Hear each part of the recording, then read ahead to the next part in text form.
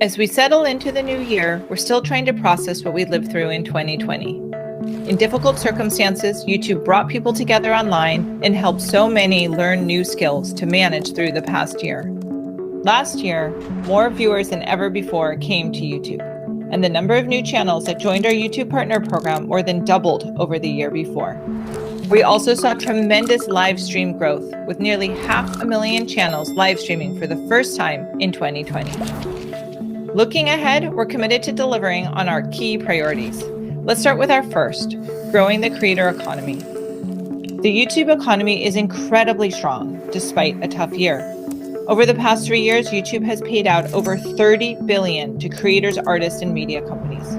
Our creative ecosystem contributed approximately $16 billion to the US GDP in 2019, supporting the equivalent of 345,000 full-time jobs. We're also seeing real impact in other countries around the globe. We're committed to supporting creators and artists in key areas.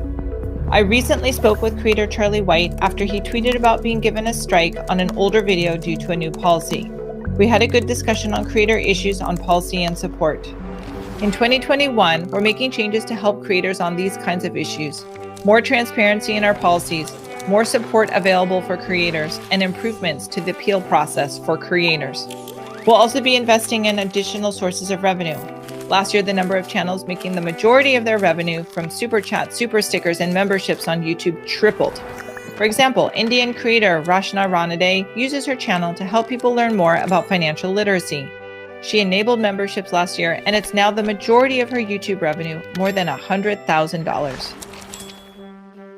It's also a priority to continue to update our approach to responsibility so people find high-quality information on YouTube. Our teams have consulted with more than 85 local health authorities around the world to help connect people with trusted information about COVID-19. Combined with the efforts of creators to spread the word, we're making an impact. We've served over 400 billion impressions of information panels that relate to COVID-19. Now our focus has turned towards the possibilities ahead with the COVID-19 vaccine.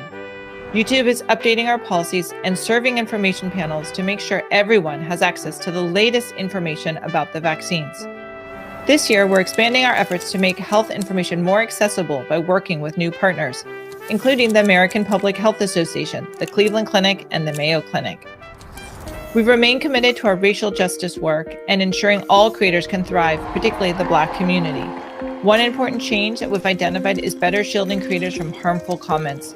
We've begun testing a new filter for potentially inappropriate comments so creators have the option not to read them. We're also looking forward to great new content coming from our YouTube Black Voices Fund.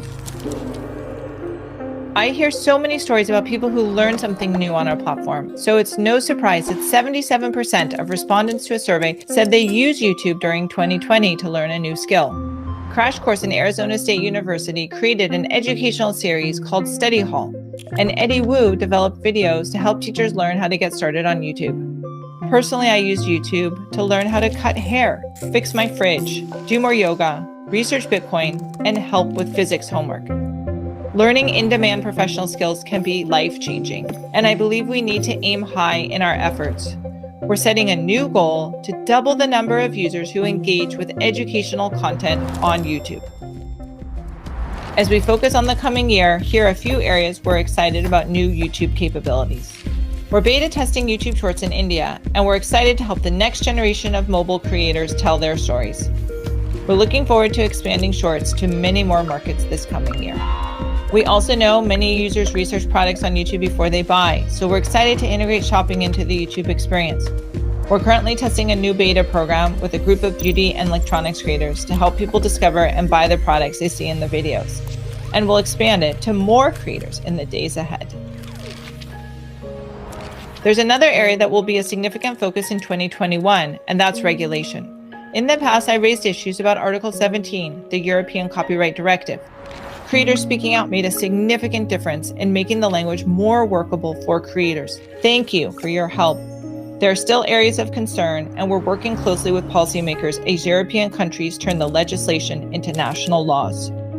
The European Union has introduced a Digital Services Act, and we're working with governments like the United Kingdom as they consider legislation to take on harmful content.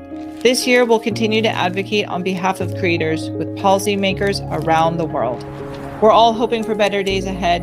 No matter what 2021 brings, the work of creators and artists on YouTube will help build communities and give us all a reason to look forward. Thank you for everything you do.